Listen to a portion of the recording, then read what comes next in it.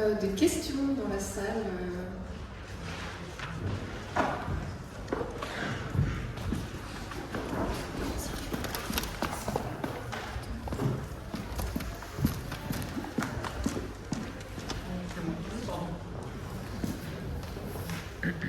Merci beaucoup déjà à tous et tous pour vos interventions et super d'entendre que ça avance peut-être du côté des plans en gris. C'était à propos de ce qui est mis en place sur l'expérimentation couche compostable au Sicoval. J'aurais bien voulu avoir un peu plus de détails juste sur concrètement comment ça se passe, où c'est collecté, par qui et qu'est-ce que ça devient finalement. Oui, je vais essayer de faire court. Du coup, c'est effectivement une expérimentation qui a été mise en place en début 2024 sur 9 crèches initialement. Donc c'était avec Mondao qui depuis a revendu sa couche à BD Distrib. Mais donc on a lancé ça avec une grosse phase de sensibilisation et de communication. C'était sur des groupes d'enfants, des plus petits aux plus grands. Et donc il y a eu une grosse phase d'adaptation, donc ça a été assez compliqué, puisque c'est des couches en fait qui sont composées, qui sont biosourcées et qui sont moins, enfin il y a quand même du plastique dedans, mais du coup il y en a beaucoup moins que sur des couches conventionnelles. Et donc ça perd de son élasticité. Et il y avait des grosses problématiques de tenue de la couche, de fuite, etc. Enfin, il y a eu cette phase-là qui a été assez compliquée, ça a été un peu mieux et on a fait des retours aux producteurs de couches qui a amélioré leur prototype. C'est mieux, mais c'est pas non plus encore optimal. Et au niveau de la collecte, donc on passe par un prestataire qui a bien voulu expérimenter la collecte et le traitement. Chez Claire Vert, je ne sais pas si vous le connaissez, c'est un acteur qui n'est pas très loin. Donc ils testent ça dans une benne fermée avec une aération forcée. Et aujourd'hui, le traitement des couches compostables n'est pas forcément encore optimal, puisqu'ils ont mis bien 1 an à trouver le bon mélange, puisque les couches sont broyées et mélangées avec du déchet d'air broyé. Là aussi, on a encore du déchet d'air, comme quoi il y a quand même une sacrée problématique déchet d'air. Et donc, c'est assez récent du fait qu'ils aient trouvé la bonne formule. Mais le produit en lui-même, aujourd'hui, il n'a pas une qualité folle, puisqu'on retrouve encore une part de plastique qui est trop importante dans le compost. Et donc, ça fait 2 ans que pour l'instant, le produit est en stockage et il n'est pas encore parti en plan d'épandage pour l'instant. Mais pour le coup, en termes de retour d'expérience, Lyon, ça se passe beaucoup mieux, alors qu'ils sont sur les mêmes modèles de couches. Donc c'est là où il faut peut-être, faut regarder sur les territoires, il y a un grand aspect aussi humain là-dessus sur les couches. C'est ce que je disais tout à l'heure, c'est qu'en termes d'acceptabilité, de praticité, chacun voit différemment les choses. Et j'ai des crèches chez qui ça s'est passé beaucoup mieux parce qu'ils étaient sur une politique, sur une sensibilité environnementale, sur des projets environnementaux assez poussés, et des crèches où c'était un peu plus débutant, et du coup c'était un peu plus compliqué à mettre en place. Donc sur la 2e année d'ailleurs, j'ai perdu des crèches qui ont utilisé la couche, puisque je suis passée de 9 à 6 crèches. Et là, on est en train de faire, on a fait le bilan, on a attendu d'avoir les nouvelles équipes d'élus, mais il y a de fortes chances que pour l'instant on mette le projet soit vraiment sur 1 ou 2 crèches, soit on le met en stand-by et on attend de voir un peu sur les autres territoires comment ça évolue. Donc c'est un projet qui, pour moi, l'intermédiaire, en fait, les couches compostables, pour moi, c'est le bon intermédiaire entre la couche lavable et la couche jetable, dans les crèches notamment, sur les structures de la petite enfance. Parce que les couches lavables, voilà, c'est compliqué pour les crèches à mettre en place. Et pour le coup, la couche compostable viendrait répondre à des contraintes de temps et pas forcément d'argent, parce que ça reste quand même assez cher encore les couches compostables, mais voilà, ça permettrait de répondre à cette problématique. Oui, moi je voulais poser une question. En fait, quand on vous écoute, on comprend qu'on est dans la situation d'avoir 2 modèles totalement opposés qui ont des grandes difficultés à cohabiter. D'un côté, on a des multinationales avec des forces de lobbying importantes qui sont dans cette économie dite linéaire et qui ont intérêt à ce que rien ne change, en réalité. Et de l'autre, le modèle associatif, décentralisé, avec des nécessités d'investissement humain importants, puisque en fait c'est peu de moyens lourds, mais beaucoup d'humains et de services. Et donc comment en fait on pourrait stratégiquement créer un plaidoyer pour expliquer cette situation en politique? Parce que en fait, eux, ils vont vous imposer la loi, mais la loi elle a été faite depuis 50 ans par ces mêmes majors. Donc forcément, elle sera toujours en défaveur des initiatives émergentes, alternatives et intelligentes. Donc, à mon avis, tout l'enjeu est dans une stratégie de dévoilement de cette situation au grand public. Parce que tant que le grand public ne comprend pas, on l'a entendu ce matin avec Fabien, on dépense 1 milliard d'euros pour la dépollution des eaux des steppes, avec le procédé Haber-Bosch inversé. Donc le sujet il est là en fait, c'est vraiment dévoiler qu'il y a une crise non pas de finances, mais d'utilisation des finances publiques.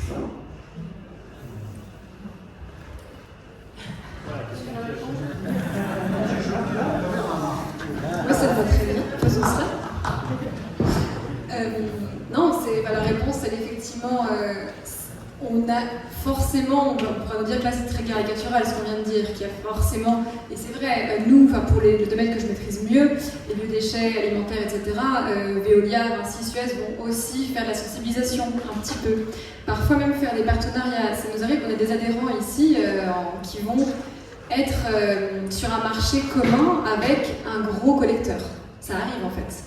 Donc là, il y a deux façons de le voir. Ça peut être aussi, on essaie de les infiltrer quelque part. Et ça peut marcher à la marge. Et une autre façon de voir, c'est aussi, il y a un besoin de... Ce que vous évoquez est intéressant, c'est faire connaître ce qu'on fait. Parce que c'est vrai que le point commun de nos deux réseaux aussi, c'est qu'on est vraiment des réseaux que connaissent uniquement les gens intéressés, professionnels dans la matière, etc. On n'est pas du tout un réseau grand public, ou même de plaidoyer grand public, comme les Amis de la Terre, comme Zero Waste France, etc.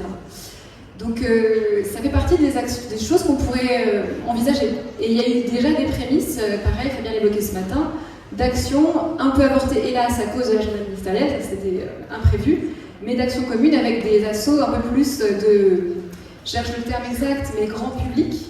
Ça, c'est une chose qu'on a en tête, nous. Donc, oui.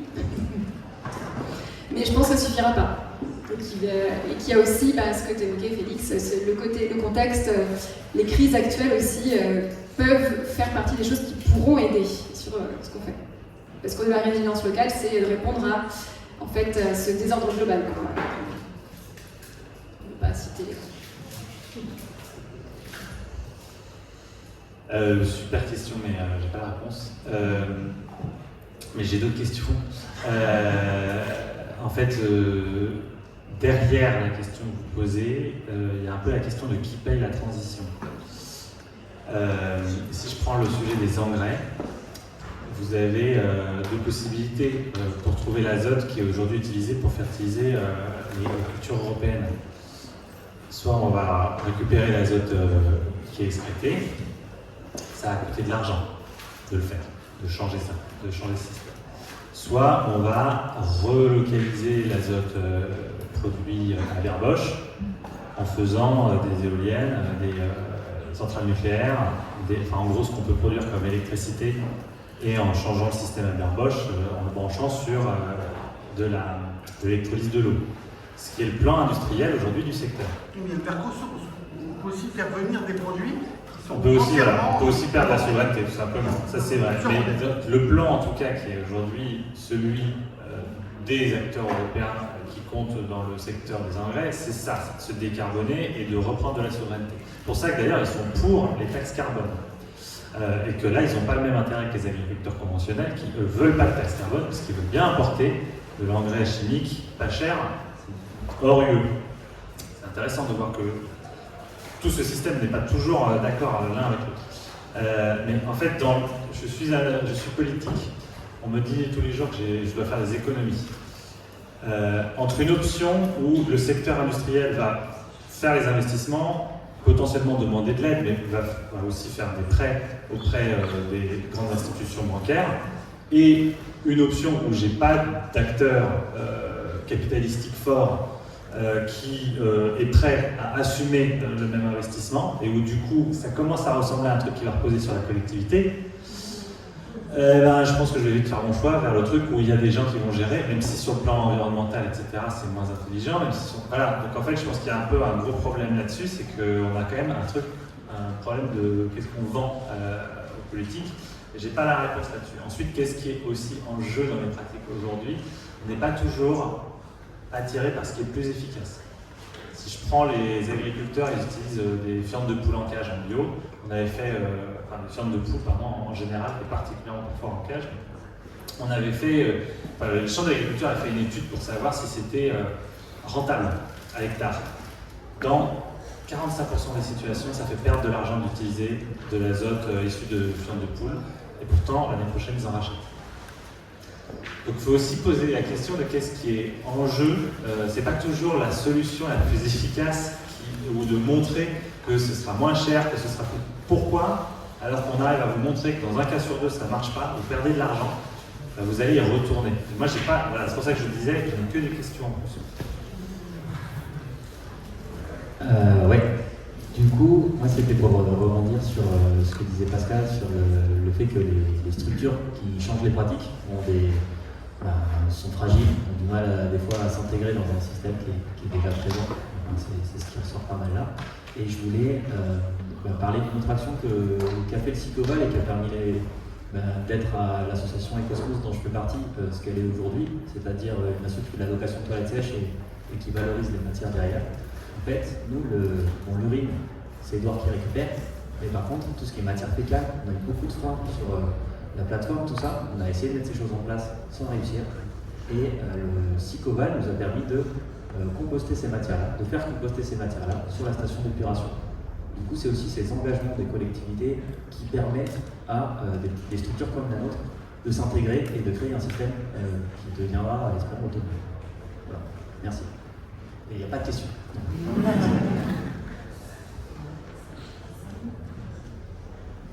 Moi j'ai une petite question un peu innocente, mais je me rends pas trop compte de ce qui se passe. Là, il y a des gens qui font du compost qui viennent nous voir au RA. Est-ce que l'inverse est vrai aussi? Parce que moi j'avais été invité à Lyon par des alchimistes qui du coup disaient « Ah, c'est trop bien, on met des toilettes sèches à nos 20 ans, ou je sais plus quel âge ils avaient. On est super contents, mais quand tu leur demandes est-ce que vous voulez bien récupérer le pipi caca, c'est tout. Pour l'instant non. Et du coup je me demande comment ça se passe de l'autre côté, quels sont les freins au niveau de la collecte, au niveau de... Tu vois ce que je veux dire? T'as l'air d'être interloqué, donc J'étais pas sûre de comprendre la question en fait. La question c'est qu'est-ce qui se passe du côté des composteurs pour qu'on n'ait pas encore mutualisation alors que la filière elle est déjà en place quoi, côté compost. Elle se met en place en tout cas. Et là, j'ai l'impression que pour les toilettes, c'est ça, c'est cette filière qui est difficile à mettre en place, notamment par des freins sociaux, des tabous. Qu'est-ce qui freine du côté des composteurs? Franchement, c'est la réglementation pour nous. On est sur ce qui est accepté en compostage de proximité actuellement, c'est tout ce qui est matière organique, on dit des SPAN, C3, c'est ce qui est issu depuis l'hectare en fait. Donc on n'a pas le droit d'utiliser, même on a beaucoup en plus tout le temps, même on a des gens qui nous demandent s'ils peuvent composter leur litière animale, si elles sont même les litières végétales là, de chat, de chien, principalement c'est ça qu'on nous demande. Et c'est normalement interdit parce que c'est un SPAN de catégorie 2. Je voudrais vous dire plus. En compostage individuel, chacun fait ce qu'il veut dans son jardin. Et au contraire, le conseil c'est oui, tout y passe, la carcasse de poulet, la couche de ton bébé et la litière de ton chat, si tu le veux bien. Donc c'est un problème d'acculturation. On mélange avec les fans de choux, ça va très bien. Et au fond de ton jardin, chacun fait ce qu'il veut. La problématique, elle est dès qu'on fait à plusieurs, et effectivement, le frein, il est réglementaire. Nous, sur nos micro-plateformes, en fait, le pipi, le caca, ça n'existe pas réglementairement. Il n'y a pas de code déchets. Voilà. Et donc, on ne peut pas le faire rentrer dans une filière de traitement de matière. Chaque matière a un code déchet qui dit de quelle matière il va pouvoir être collecté, transporté, traité et valorisé. Le pipi caca, sa seule filière, c'est par la voie de l'assainissement classique, et en fait, et le cadre réglementaire, du coup, il est tout autre. Voilà, donc du coup, la barrière, elle est là. Donc dès qu'on fait du compostage en pied d'immeuble ou en entreprise ou dans une cantine scolaire, on leur dit, ben non, tu peux pas ramener, tu peux pas faire un mélange avec les excréments. C'était le RAE avait déposé en 2017 une demande France Expérimentation pour expérimenter l'utilisation des urines de matière fécale collectées à la source sur plateforme de compostage. Et la réponse de France Expérimentation, qui a dû faire une demande auprès des ministères, c'était de dire qu'il y a un code déchets existant qui est celui du chiffre de l'INERIS, mais c'était autre matière, donc déchets ménagers collectés à la source, autre matière. C'est celui-ci qui faisait foi, et du coup il n'y avait pas l'objet en fait de faire une expérimentation parce que réglementairement c'était exactement ce cas. Et du coup, pour apporter un peu de la complexité, en fait c'est le manque de connaissance de cette lecture-là qui est aussi un frein sur les plateformes. Et bien, du coup, j'en profite, merci, j'ai pas mal de réponses avec ce que vous venez de dire. Du coup, là, si je comprends bien, aujourd'hui, les excrétas qui sortent des toilettes sèches des festivals, par exemple, on peut les envoyer sur des tas de fumier chez les agriculteurs non conventionnels. On peut, sous le manteau, hein. Pardon ? J'ai pas de convention signée, j'ai pas de traçabilité de la matière, j'ai pas de DAC, si tu veux, un document d'accompagnement commercial. Collecteur de déchets, si je prends en charge un déchet, je décharge la responsabilité du producteur de déchets. Donc pour les biodéchets, Spank C3, DCT, tout ça c'est très codifié, il n'y a pas de souci. Pour les excrétas, non, ça n'existe pas, y a pas tu ne peux pas tracer la matière. Et du coup, c'est juste que c'est un vide. Moi, quand je le laisse chez un agriculteur, j'ai pas de convention avec lui et je lui ai pas signé, il me signe pas un bon comme quoi il a accueilli 3 tonnes de matière fécale humaine sur sa fumière. D'accord, donc du coup ça reste officieux en fait. Voilà, c'est un accord entre vous. Ok, merci. Bonjour, moi j'entendais de Félix qui disait la France porte un changement de réglementation pour les excrétas pour le bio. C'est qui en fait? Parce que les Français, au niveau de la Commission européenne, ils ont jamais vraiment brillé à faire porter des sujets. Les Allemands sont beaucoup plus performants. Est-ce qu'il y a eu des partenariats avec des associations ailleurs qu'en France, justement pour peser un peu plus et pas reposer sur un gouvernement qui finalement peut dire tout et son contraire, ou faire tout et son contraire, ou voir les deux? Et voilà, est-ce qu'il y a des associations au niveau européen qui sont identifiées, sur lesquelles en termes de plaidoyer, on peut s'appuyer pour aller un petit peu plus loin? Enfin, Pascal, tu fais partie de la commission plaidoyer, tu l'as mentionné. Voilà, c'était la question que je voulais juste creuser avec vous. Alors, pour revenir juste sur quand tu veux faire modifier une réglementation européenne sur la bio, en l'occurrence, il faut monter ce qu'on appelle un dossier ECTOP. ECTOP, c'est un acronyme en anglais qui signifie les groupes experts sur l'agriculture biologique. Et ce groupe-là, c'est une instance consultative de la Commission européenne. Donc elle va recevoir ton dossier et il y a un certain nombre d'experts de ce groupe qui vont se prononcer sur ton dossier en répondant si oui ou non la pratique que tu proposes d'autoriser en bio, elle peut l'être ou pas, selon eux, les principes de la bio, les enjeux techniques, etc. Et donc en fait, une fois que ECTOP prend son avis, qu'il a d'ailleurs déjà un peu rendu, puisqu'en 2014, il avait déjà dit qu'on devrait autoriser ce genre de matière, mais il n'y avait jamais eu de vraie demande, tu vois, qui avait émergé. Et du coup, une fois que ECTOP prend son avis, la Commission européenne reprend à son compte la proposition de modification, et c'est du coup une proposition Commission. Ce qui fait que ça ne devient plus une proposition juste française, et que du coup, devant cette proposition Commission, la France la votera, parce qu'elle est le porteur. Et la question, c'est effectivement est-ce qu'il y aura assez d'États membres pour la voter. ça amène à la deuxième question, effectivement, de est-ce qu'on a fait des liens avec d'autres. Alors on a fait avec les Suédois, parce qu'ils avaient une histoire, un historique quand ils sont rentrés dans l'Union Européenne, leurs producteurs bio ont dû renoncer à utiliser des fertilisants à base d'excréta humains parce que la réglementation bio ne le prévoyait pas. Et donc ça avait un retour en arrière. J'en ai discuté du coup avec les représentants bio suédois qui m'ont dit bah oui, en fait il faut qu'on avance sur ce truc. Donc ça, a priori, ils devraient soutenir. Et nous, on a une organisation parapluie européenne qui s'appelle IFOAM, qu'on a mis dans la boucle à partir du moment où la France a envoyé le truc, donc c'était il y a 2 semaines. On a envoyé le dossier à tout le monde au niveau européen et IFOAM, comme toute bonne organisation européenne, est bien tenue par les Allemands. Donc du coup, les Allemands sont informés et je ne vois pas aujourd'hui de raison que ça ne passe pas sur le fond, mais c'est vrai que il faudrait faire un vrai travail de recensement et d'aller voir les collègues allemands, les collègues italiens, les collègues espagnols pour voir un peu comment ils pensent le truc et s'assurer qu'ils vont faire le lobbying auprès de leur autorité compétente, donc de leur ministère de l'Agriculture, pour s'assurer que derrière ça suit. On le fait, on manque de temps aussi pour le faire, mais on le fait, on a ça en tête. Oui, il y a 3 choses sur lesquelles je voulais rebondir en ayant entendu les discussions. La première, c'est sur l'histoire du compostage, c'est-à-dire qu'on soit sûr de ne pas partir avec un malentendu en tête. C'est-à-dire à la fois, il y a ce que vous dites, Pascal, ce que tu dis sur le débouché en agricole, c'est pas traçable et c'est pas calé, c'est pas carré. Mais pour autant, il existe aussi des matières fécales compostées en plateforme de compostage sur l'entrée sans doute que donnait Florent.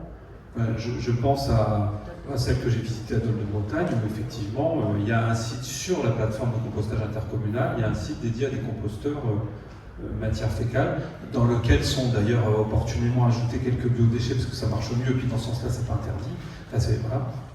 Donc je ne sais pas comment il sera valorisé derrière, mais en tout cas, la chose est installée, institutionnalisée, coportée avec la Comcom, etc. C'est vendu à la Biocop, en fait. Et bon, donc... Mais ça, ils ne le disent pas. Ah, d'accord. Je ne le dis pas, j'ai rien dit. On n'a pas entendu. Mais en tout cas, ça veut dire que, comme d'habitude, il y a quand même des petits leviers qui font avancer le sujet. Ça rejoint ce que je dirais après par rapport au plaidoyer. Mais auparavant, c'était un clin d'œil à l'histoire de la fiente de volaille, de ce que tu dis, Félix. Là, tout de suite, moi, je fais le rapprochement avec Olivier Hamon, parce que je ne sais pas où vous en êtes les uns les autres avec Olivier Hamon et la robustesse, mais moi, il se trouve que je suis plongé dedans en ce moment, immergé là-dedans, et je me dis, tiens, des agriculteurs qui s'intéressent à la fiente de volaille alors qu'elle est plus chère, est-ce que d'un coup, ils seraient plus attentifs à la question de la robustesse qu'à celle de la performance par un achat qui sera encore plus rentable, etc. Et que la robustesse en ce moment, ça va consister, certains le font au premier pas peut-être, à commencer à se poser vraiment la question de s'éloigner et s'émanciper des engrais de synthèse fragilisés en plus par tout le contexte. Bon, voilà, optimisme par rapport à ça. La robustesse gagne peut-être du terrain, ce serait une excellente nouvelle. Et sinon, c'était par rapport, le plaidoyer, tout ce que vous avez évoqué sur tous les enjeux justement de déverrouiller la réglementation, etc. Mais on voit bien tout l'intérêt de vos réseaux, c'est aussi d'être dans l'énergie de l'expérimentation locale, effectivement de l'interstice, et puis d'exploiter jusqu'au bout le créneau dérogation qu'on a évoqué aussi ce matin. S'il y a dérogation, il faut y aller, et vous, manifestement, vous arrivez à faire des choses qui sont déterminantes, parce qu'après, Dole de Bretagne, c'est des démonstrateurs et qui quand même petit à petit font avancer le sujet. Pour l'anecdote, je termine.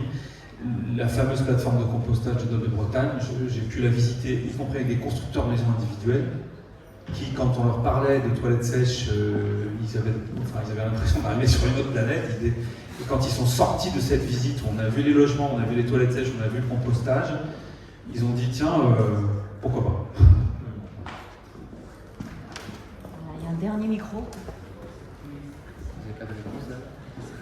Non, ça s'appelle pas réponse. Ah, ok. Non, du coup, la réglementation est un prérequis, vous l'avez bien dit, mais une fois que ce sera validé, Inch'Allah bientôt, Enfin, ça implique du coup une mutualisation des matières, donc une montée en charge énorme en termes de volume à traiter. Et du coup, comment vos modèles plutôt anticapitalistes s'intégreraient là-dedans et arriveraient à prendre ces créneaux et pas à se faire avaler par un Veolia qui voit ah, bah, c'est bon, nickel, on peut composter ces matières ensemble. Eux, ils ont une énorme flotte de camions, ils ont des énormes marchés dans les métropoles pour collecter les biodéchets. Et comment vous, vous arriveriez, si vous le souhaitez, à vous développer et à essayer de prendre ces créneaux-là. Après, c'est peut-être du moyen terme plus. On peut aussi projeter et d'avoir des solutions. Mais je me posais cette question.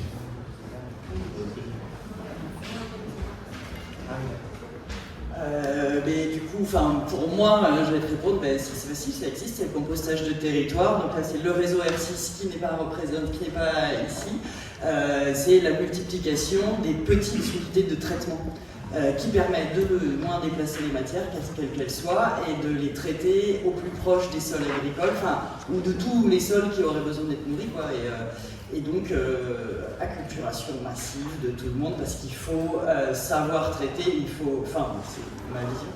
Oui, c'est possible à traiter. Là, aujourd'hui, nous, en tant que loueurs de toilettes sèches, on essaye de voir des filières de valorisation. Avec le lycée agricole du coin, on va essayer de monter une expérimentation. Le volume d'urine qu'on brasse, c'est ridicule. C'est ridicule. Ça va permettre de fertiliser une demi-exploitation en maraîchage bio, tu vois. Donc, il y a de la marge de manœuvre et techniquement, c'est possible, sans faire n'importe quoi, de multiplier les petites unités de traitement très peu infrastructurées, donc sans étanchéifier les sols, le moins possible, et permettre un retour au sol en circuit le plus court possible.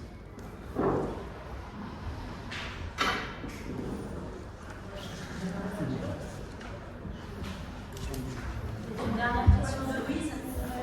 Une réaction? Alors attends, je vais chercher le micro rapidement. Vas-y. Non mais pour réagir à ce que tu dis, Pascal, est-ce que c'est incompatible? Est-ce que justement le fait qu'il y ait une réglementation avec peut-être des normes, avec des contraintes, pour avoir une espèce de garantie sanitaire et plein de choses qu'on imagine qui vont nous être imposées, est-ce que ça risque pas justement d'être incompatible avec cette vision, je pense qu'on partage tous ici, de filières assez petites, avec un minimum de moyens et de mise en...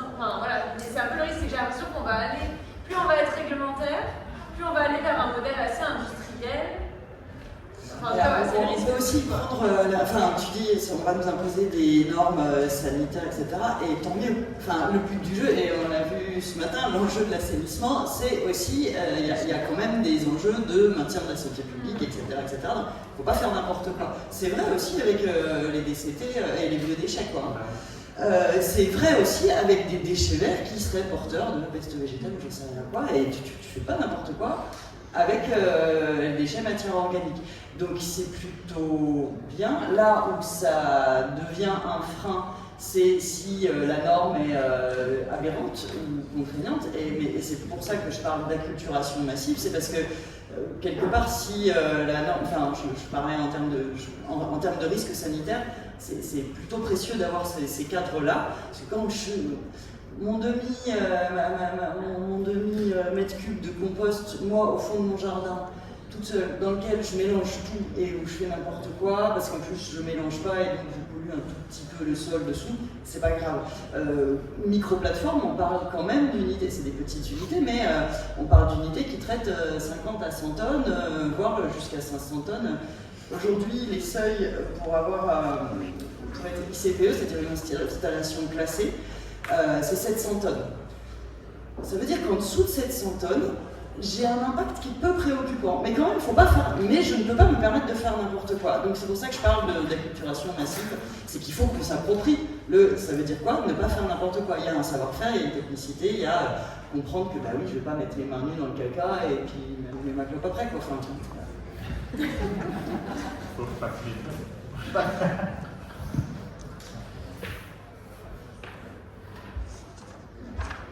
Oui, merci à tous intervenants et pour les questions aussi très intéressantes et qui montrent qu'on est bien On soulève plein de questions à la fois réglementaires, mais aussi de modèles, et que une généralisation, une mutualisation, ça pose aussi la question de quel type de modèle on met en place, et qu'il y a d'autres secteurs qui sont concernés aussi bien, enfin, en premier lieu l'agriculture, quel type d'agriculture là, voilà, mais aussi quel lien avec l'énergie, etc. Donc on a un objet vraiment super intéressant et très complexe et très politique finalement, je pense, pour conclure.